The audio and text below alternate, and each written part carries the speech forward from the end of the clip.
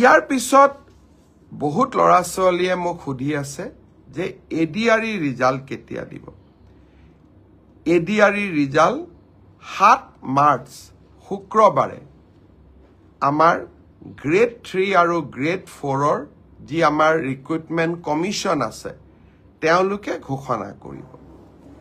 যিমান কেইটা পদ আছে তাৰ বিপৰীতে দুজনকৈ লৰা ছোৱালীক এই পৰীক্ষাত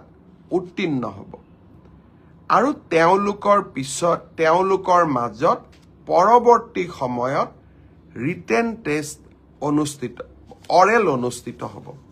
অৰ্থাৎ লিখিত পৰীক্ষাৰ ৰিজাল্ট গ্ৰেড 3 আৰু গ্ৰেড 4 আমি 7 মাৰ্চ তাৰিখে ঘোষণা কৰিম এটা পোষ্টৰ বিপৰীতে দুজনকৈ লৰা ছোৱালীয়ে এই লিখিত পৰীক্ষাত উত্তীৰ্ণ হ'ব শেষৰ নম্বৰটোত যদি বেছি লৰা ছোৱালীয়ে একেটা নম্বৰে পায় তেতিয়ালে হয়তো 3000 পোষ্টৰ বিপৰীতে মই ধৰি লব কৈছো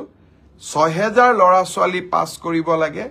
কিন্তু একেটা নম্বৰ যদি বহু পৰীক্ষাৰ্থীয়ে লাভ কৰে তেতিয়া হলে একে নম্বৰ পোৱা লৰা ছোৱালী সকলেও পৰীক্ষাটো ডেফিনেটলি পাস কৰিব অৰ্থাৎ আমি যদি ধৰি লও 50 যে কাট অফ মাৰ্ক কিন্তু 50 যদি 50 জন লৰাই নম্বৰ পাইছে তেতিয়ালে 50 জন লৰায়ে লিখিত পৰীক্ষাত পাস কৰিব গতিকে 1:2 বুলি কলেও 1:2 একেবাৰে গ্ৰামাটিক্যাল সেন্সত নহব হয়তো দুজন চাৰিজন লৰা ছোৱালীয়ে বেছিকৈ পাস কৰিব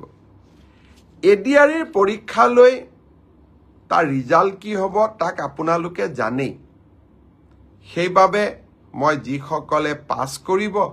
তেওঁলোকক অভিনন্দন জনাইছো যাতে অৰেলৰ বাবে তেওঁলোক সাজু হ'ব পাৰে আৰু যিসকলে পাস নকৰিব আমি পুনৰ এই বছৰৰ শেষৰ ফালে নতুন বিজ্ঞাপন দিয়াৰ বাবে চেষ্টা কৰিম আপোনালোকে আৰু এবাৰ পৰীক্ষাত অৱতীৰ্ণ হ'ব